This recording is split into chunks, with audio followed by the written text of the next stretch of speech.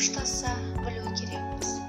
Авторы Сағыныш Оразайқызы, оқиға Анар Барсынова.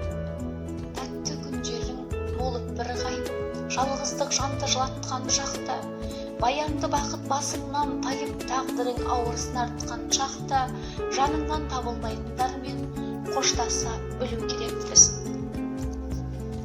Мазмұны кетіп мұнар күндердің арманнан алға тағынған шақта, меруерт мұңнан арыла алмай, сезімге оңай бағынған шақта, өзіңді сағынбайтындармен қоштаса білу керекпіз.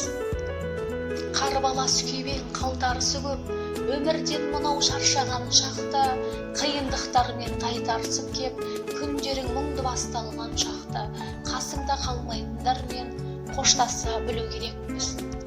Сен үшін жылап күлмегендермен, өзіңдей сені сүймегендермен, сезімге басын имегендермен, бағалап сені жүрмегендермен қоштаса білу керекпіз.